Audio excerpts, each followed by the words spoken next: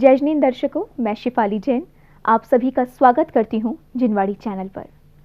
दर्शकों, जिनवाड़ी चैनल पर मुनि पुंगव श्री सुधा सागर जी महाराज द्वारा मानतुंगाचार्य द्वारा रचित भक्तामर स्तोत्र का अर्थ सहित व्याख्यान विशेष कार्यक्रम भक्तामर स्तोत्र अर्थ सहित में दिखाया जा रहा है। दर्शकों, इस कार्यक्रम का मुख्य उद्देश्य भक्तों में स्तोत्र के वाचन और अनुसरण से आत्मबल और आत्मशक्ति प्रदान करना है, जिसकी आवश्यकता वर्तमान समय में अत्यधिक है। दर्शकों, इस कार्यक्रम के माध्यम से मुनिवर ने भक्तों को भक्तामर स्तोत्र के महत्व से परिचित करवाया और बताया कि यही एक कल्याणकारी स्तोत्र है, जिससे किसी भी प्रकार की विपदा से मुक्ति पाई जा सकती है। और आज हम सभी को एक बार फिर गुरुवर के निर्देशन में संपूर्ण भक्तामर स्तोत्र का जाप करने का सौभाग्य प्राप्त होगा। तो अविलंब देखते हैं आज का धर्म प्रभावी और कल्याणकारी एपिसोड। अनेक की बुरी दृष्टि डाल करके एक अपनी बेटी की दृष्टि बचाने के लिए जा रहे हो, तो कहीं मंदिर में जाकर अरेस्ट मत हो जाना। रिपोर्ट लिखाने गए और पता चला कि स्वयं ही अरेस्ट हो गए। भगवान कहे किसके लिए आया? तेरी एक बेटी पर किसी ने बुरी दृष्टि डाल दी, उसको दंड दिलाने के लिए आया है। तूने कितनी बेटियों पर बुरी दृष्टि डालता है, उसका हिसाब दो, उसका हिसाब दो। हिसाब दे नहीं पाओगे और वहीं अरेस्ट हो जाओगे। भगवान कहेंगे मैं इन पापियों के लिए नहीं हूं, मैं इन पापियों की बेटी नहीं बचा सकता हूं जो दूसरों की बेटियों को बुरी दृष्टि से देखते हैं। ऐसे पापियों के लिए न ये भक्तांबर हैं, न ये मंदिर हैं, न गुरु हैं, न मंत्र हैं। ध्यान रखना, सीधी सीधी बात है, खरी खरी कह रहा हूं। कैप्सूल की गोली में देना नहीं जानता, मैं तो सीधी दवाई पिलाता हूं, भली नाक दबा के पिलाऊं।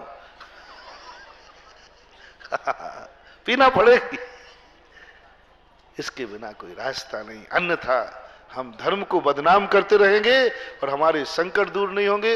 हमने इतने दिन से भगवान को पुकार रहा हूं, भगवान सुन ही नहीं रहा है। आजकल भगवान भी भगवान को दोस्त मर दो जितने मरना है, भगवान को बुलाने का तरीका देखो, तरीका देखो। क्या तुम कह सकते हो लो मैं गारंटी ले रहा हूं, भगवान की तरफ से ले रहा हूं, भगवान की तरफ से ले रहा हूं, क्योंकि मुझे भगवान पर बहुत विश्वास है। क्या तुम ये दावा कर सकते हो कि मैं संसार की किसी स्त्री मां पर, किसी स्त्री पर, किसी बेटी पर, किसी बहन पर बुरी दृष्टि ना डाली है, ना डाल रहा हूं, ना डालूंगा, फिर भी मेरी पत्नी पर, मेरी मां पर, मेरी बेटी पर लोग बुरी दृष्टि डालते हैं? यदि ये फॉर्म आप भर सको, गारंटी मैं लेता हूं, भगवान को नहीं उतारा ललितपुर में तो मेरा नाम सुधा सागर नहीं। आज बुलाऊंगा भगवान को। और जिस माई के लाल ने तेरी मां पर, बहन पर, पत्नी पर बुरी दृष्टि डाली होगी, उसका ऐसा संहार करूंगा कि 10 भाव तक उसे आंखें ही नहीं मिलेंगी। नेत्रहीन कर दूंगा उसको नेत्रहीन कर दूंगा। दावा कर रहा हूं, उसको नेत्रहीन कर दूंगा। 10 भाव तक अंधा रहेगा ससुरा। जो जो किसी की दृष्टि पर, लेकिन अब देखो मेरा फार्मूला लागू हो रहा है, एक के लिए नहीं होगा। जो जो किसी की मां बहन बेटी पर बुरी दृष्टि डालेगा उसको अंधा हो जाएगा। दे दूं आशीर्वाद? देखो अब हाथ उठ ही रहे हैं। और महाराज हाथ जोड़ लो जल्दी, क्योंकि सभी अब देखना, गड़बड़ मत करना भैया, आप भागो मत। जो जो किसी की मां बहन बेटी पर बुरी दृष्टि डाले वो अंधा हो जाए। दे दूं अभी साहब?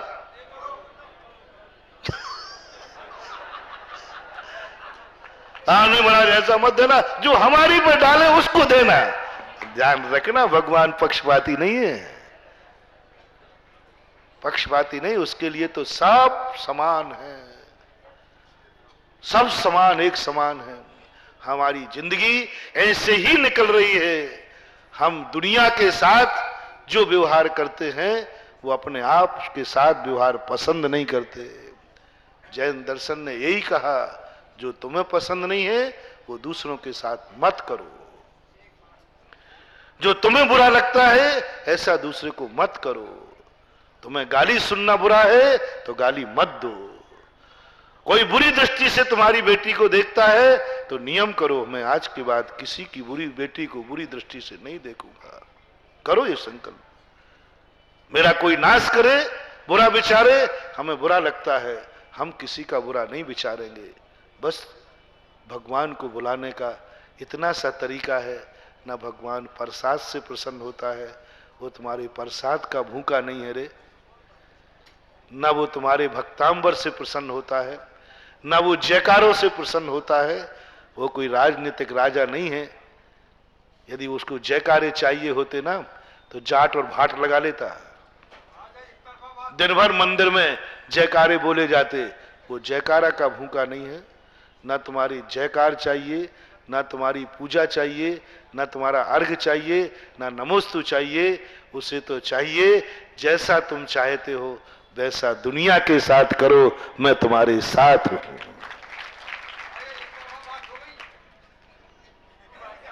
क्यों क्यों?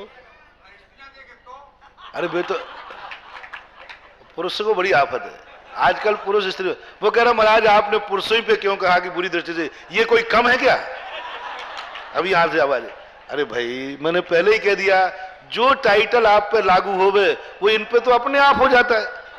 क्योंकि वकील बना है और ये अंगूठा छाप है, फिर भी वकीलनबाई कहलाती कि नहीं? तुम्हारे वकील बनने पर ये तो अपने आप वकीलनबाई हो गई, लेकिन इनके वकील बनने पर तुम वकील नहीं बनोगे, ध्यान रखना। इसलिए मैं इनको इसलिए नहीं बोलता हूं, जो उपाधि तुम्हें दी गई वो इनके आप तो अपने आप गॉड गिफ्ट अपने आप ही पहुंच गई हमें पहुंचाने की। वो तो एक का चोर है तो दूसरा चोर जरूर है। ऐसा हुआ, एक यूनिवर्सिटी में केस हुआ था, आपने याद दिला दिया। एक केस हुआ, अदालत में केस हुआ, यथार्थ केस है, यूनिवर्सिटी की घटना है। एक लड़का एक लड़की को 1 घंटे से देख रहा था, उसने FIR दर्ज कराई, कोर्ट केस हुआ। बोले 1 घंटे हमें एक टक देखता रहा, इसने मेरा दृष्टि शोषण किया है, 1 घंटे तक देखता रहा। कोर्ट केस हुआ। वकील ने, दूसरे वकील ने पूछा, क्यों साहब, जो आरोप आपके पास है आप 1 घंटे तक एक टक देखते रहे? बोले साहब गवाह क्या है? बोले वो खुद बता रहा है कि मैंने अपनी आंखों से देखा है, ये 1 घंटे एक टक देखता रहा मुझे। उसने कहा मजिस्ट्रेट साहब आप ज्ञानी आदमी हैं, आपको क्या कहें, जब 1 घंटे में देखता रहा और ये कह रही है कि 1 टक मुझे देखता रहा, तो मैं भी केस फाइट करता हूं कि 1 घंटे मुझे 1 टक देखती रही, अन्यथा इसको कैसे पता कि मैं 1 टक देखता रहा?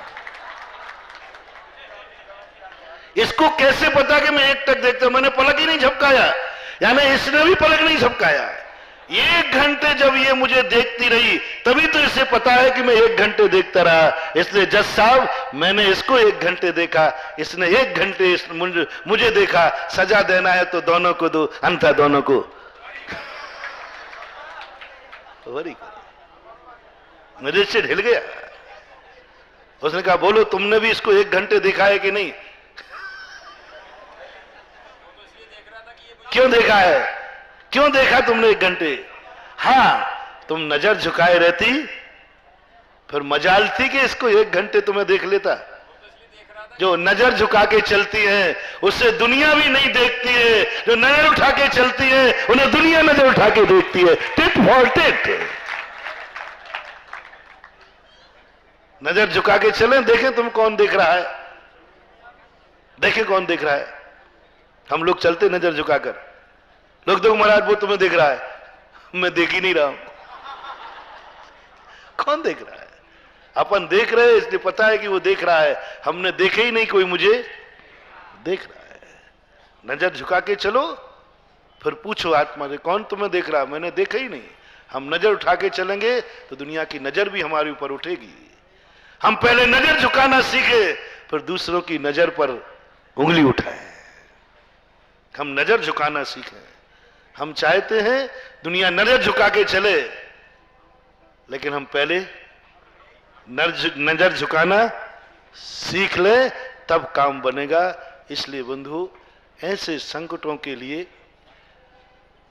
मुंह में चूहा दबा करके, मेंढक को दबा करके नॉलेज से बचने की प्रार्थना मत करना। ये भगवान नहीं कर सकेगा, धर्म नहीं कर सकेगा। हाँ, मेंढक को छोड़ करके फिर नौला तुम्हारा नाश करेगा। तुम्हें भगवान को पुकारने का अधिकार है, पुकारना ही चाहिए। और भगवान आएगा। भगवान इतना अन्यायी नहीं है कि जो किसी पर अन्याय नहीं करता उसके ऊपर अन्याय सहन कर ले। कहते हैं ना, प्रभु के दरबार में देर है अंधेर नहीं। आएगा, घबराओ मत, आएगा।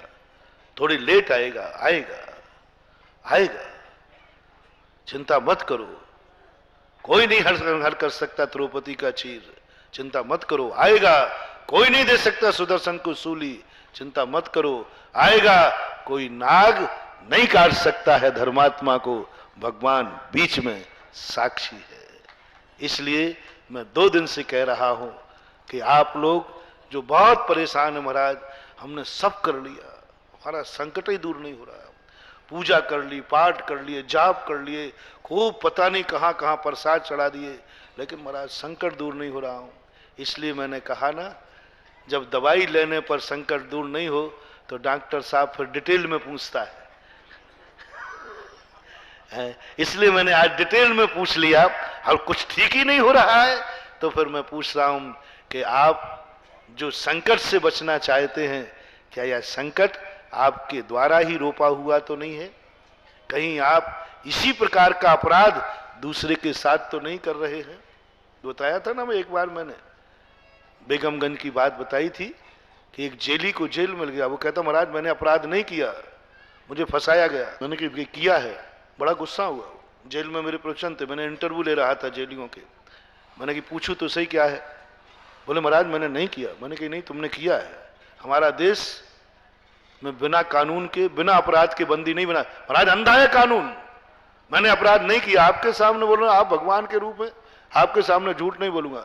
मैंने कि भैया देखो, जब मेरे सामने झूठ नहीं बोल सकता और तू मुझे भगवान का रूप मान रहा है तो मैं भी कह रहा हूं तूने अपराध किया है।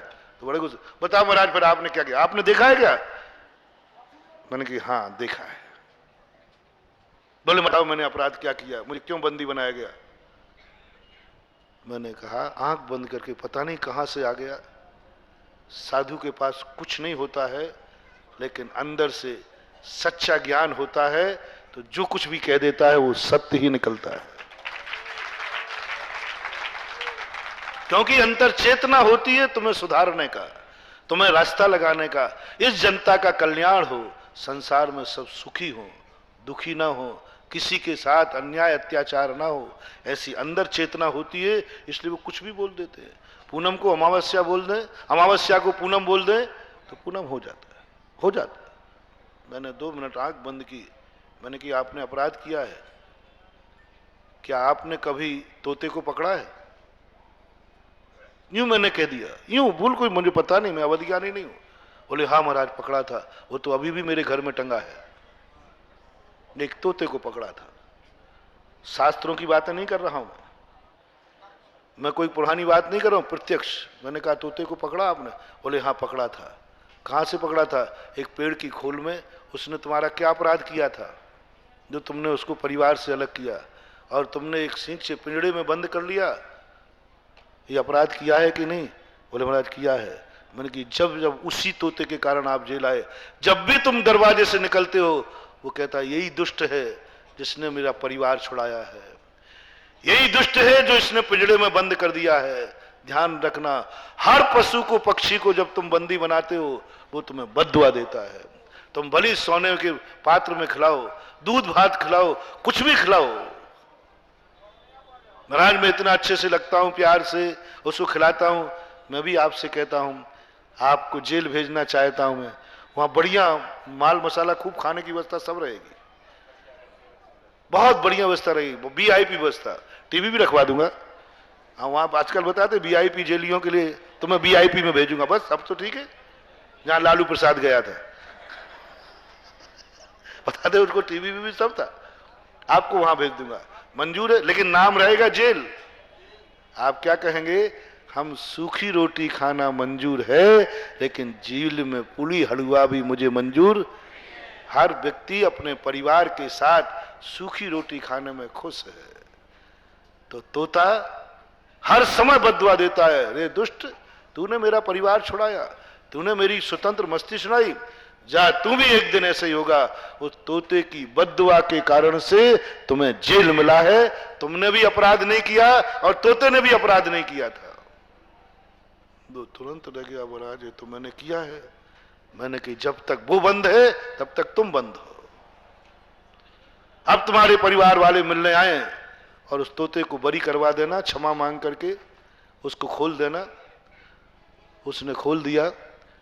6 महीने बाद 15 अगस्त या 26 जनवरी पर उसको बरी कर दिया गया। वो दर्शन करने आया, महाराज में हो गया।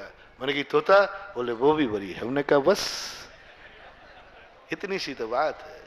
चाहते हैं सारी दुनिया मेरे घर में नौकर हो जाए और तुम नौकर, अरे महाराज नाम भी मत लेना।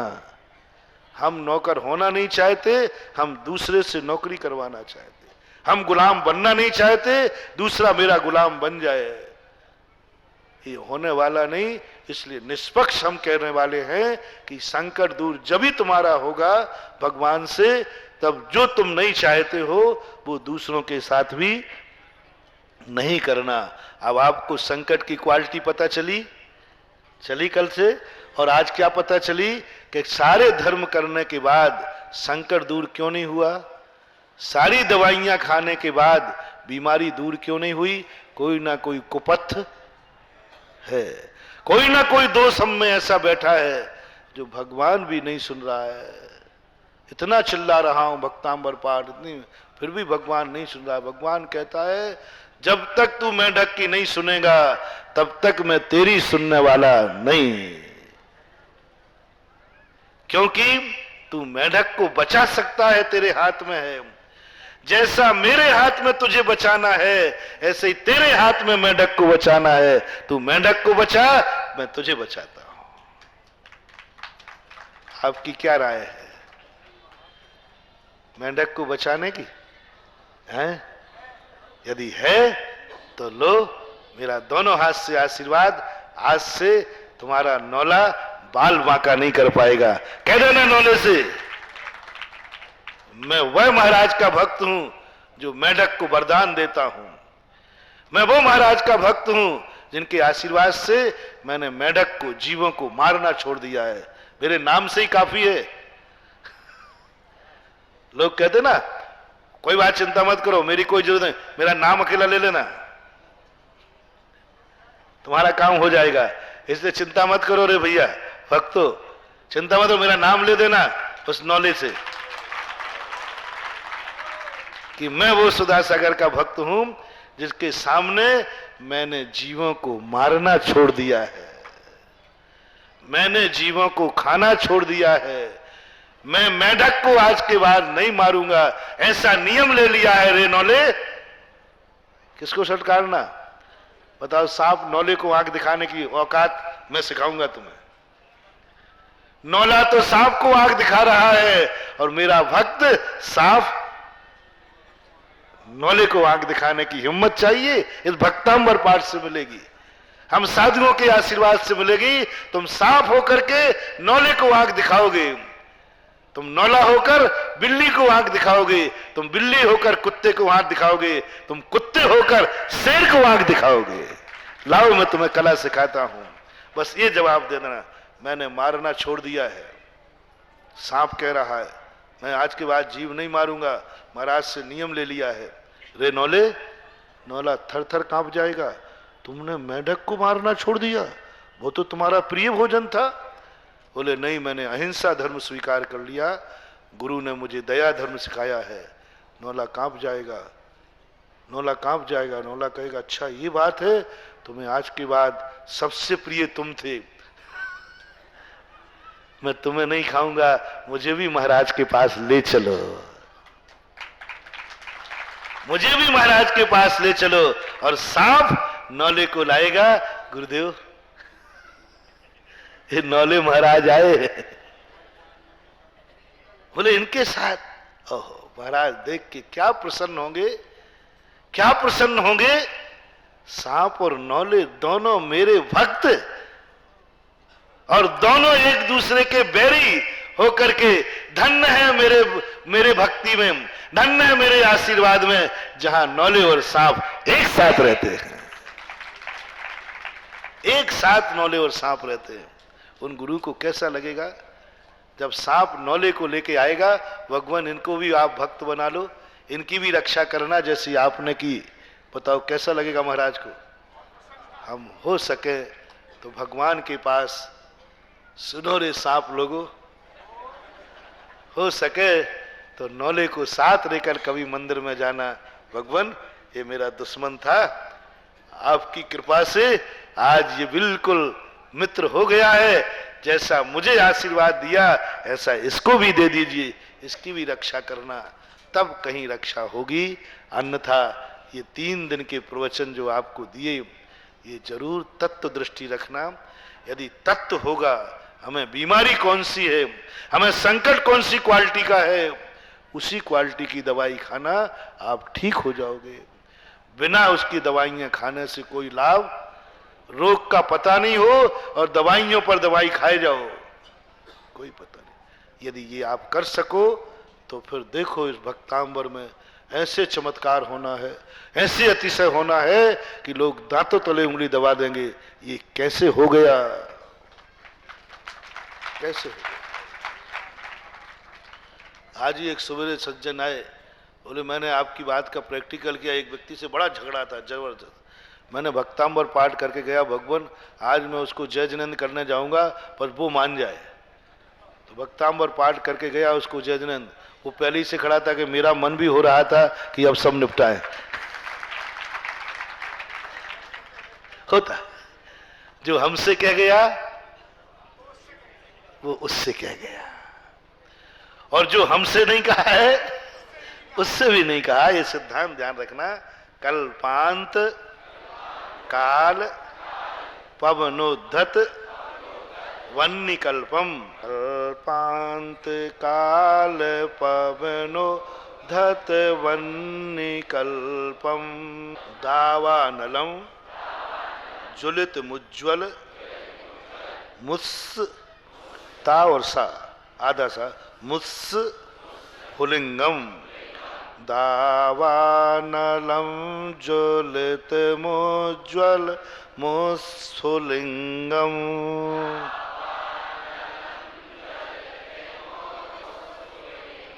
विश्वम जिगस्सु जिगस्सु मिव सम्मुख मापतंतम, विश्वम जिगस्सुमिव सम्मुख मापतंतम।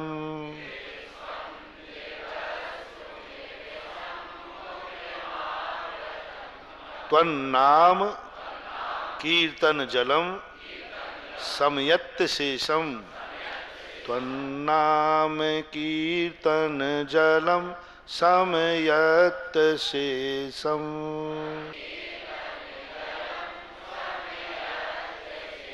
मैं सोच रहा हूं क्या ये श्लोक कल आना चाहिए था, आज क्यों आ गया। कल आना था, नंबर इसका कब था, कल था ना, पर आज क्यों आया। इसमें एक बहुत बड़ा रहस्य है, बहुत बड़ा रहस्य, बहुत बड़ा रहस्य। कोई चीज टली, मैं कल ही सोचता रहा कि श्लोक तो मुझे अर्थ लगाना ही चाहिए था, क्यों लगाया, क्यों भूल गया, क्यों 10-20 बज गए, आखिर किसने किया ऐसा करवा। जब मैं सोच के आया कि एक श्लोक अपन को लगाना है, फिर कल क्यों चूक गया, मैं बहुत सोचता रहा कि आखिर ऐसा क्या हुआ, किसने मेरी बुद्धि फेर दी। तो आज सुबह उठ करके पता चला कि आज के दिन ने फेर दी। आज 12-12-12, आज तो सृष्टि के नाश का दिन था, बरसों से चल रहा था कि नहीं। सुनो, कई लोग तो घबराहट, महाराज हमने तो आजकल कुछ नए धंधा करना बंद कर दिया। क्यों? 12-12-12, 2012 में सारी सृष्टि देखो कौन बोल रहा, कितना भयभीत, उस पर कोर्ट केस करना चाहिए जिसने ये किया है, कितनी जनता को भयभीत कर दिया। और मैं शुरू से बोल रहा हूं कि प्रमाणिक व्यक्ति नहीं है, उससे पूछो। बोले क्यों? बोले मेरे मन में आया तो देख लेना कहीं शराब तो नहीं पीता है। कैसे घोषणा कर दी? ये जिनवाणी है, सर्वज्ञ की वाणी है। घबराना मत, प्रलय जब आएगा उसका लक्षण देख लीजिए, ये होगा। 12 को यदि सृष्टि का नाश होना था, और बल्कि ध्यान रखना 100 साल में एक बार पड़ा है ऐसा दिन, ऐसा बता रहे लोग। नहीं, 100 साल में पड़ जाता है। एक शताब्दी के बाद एक दिन ऐसा आता है, 12 तारीख, 12 महीना और 12 2012।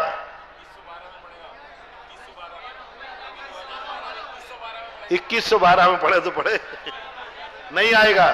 तो ऐसा, तो उसने लगा लिया कि ऐसा अलौकिक दिन आ गया है, कहीं दुर्घटना होगी, प्रलय नष्ट हो जाएगा, सृष्टि बर्बाद हो जाएगी, प्रलय पड़ जाएगा। हमारे पूज्यवर मानतुंग आचार्य थर्मामीटर दे रहे हैं। अब कोई ऐसी घोषणा करे तो तुम सोचते महाराज आप इतने जोर से दबंग से घोषणा क्यों कर देते हैं? हमारे पास इन आचार्यों की वाणी का विल पावर होता है। ये क्या कह रहे हैं?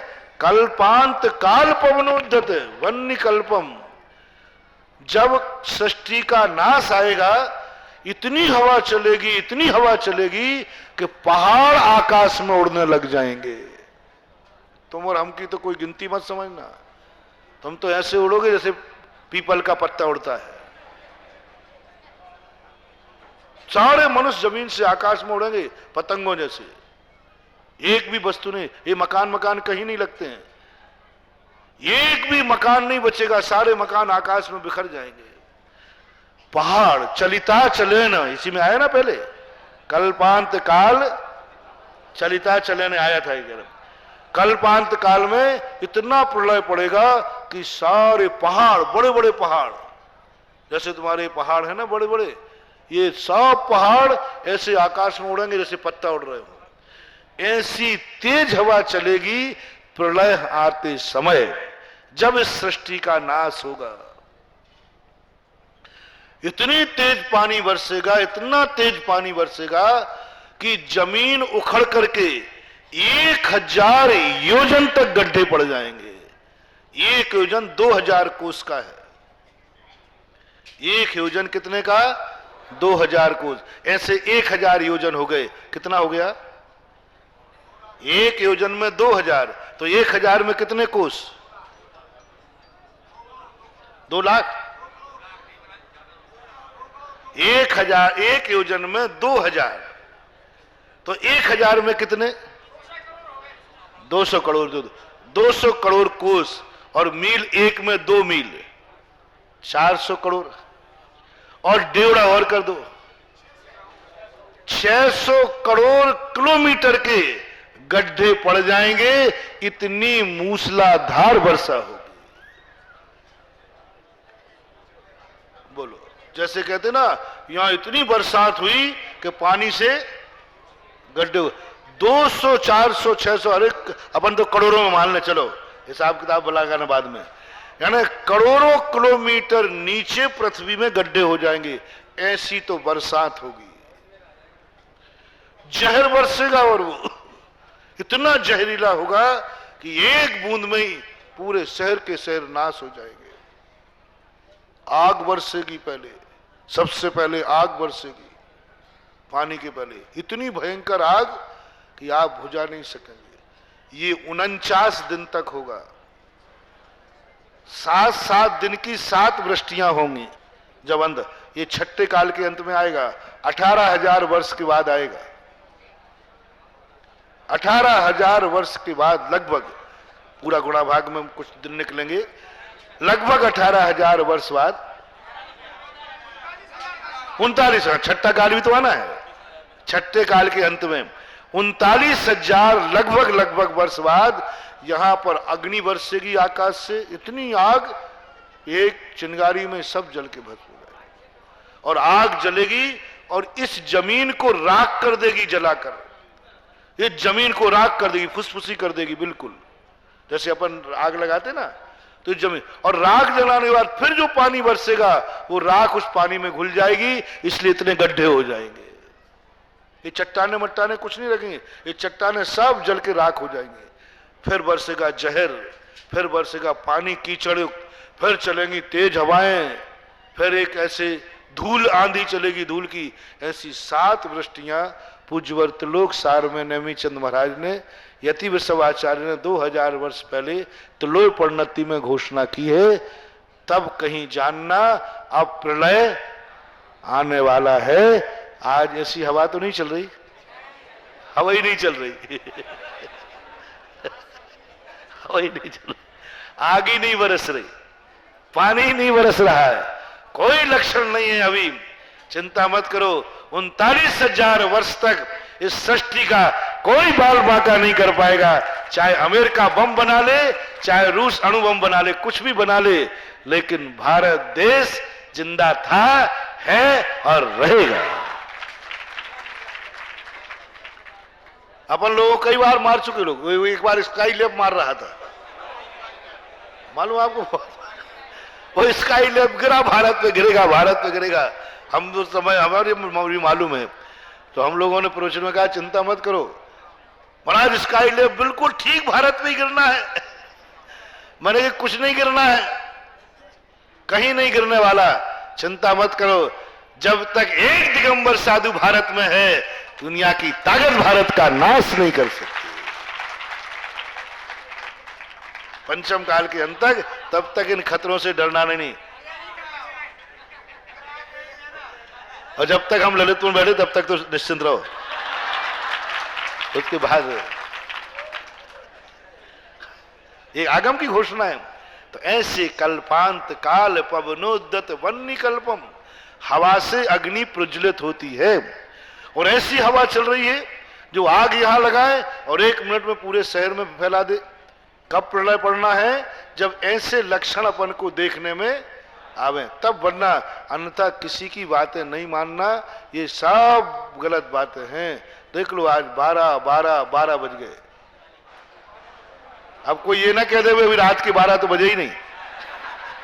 अरे दर्शकों, भक्तामर स्तोत्र का जैन धर्म में बड़ा महत्व है।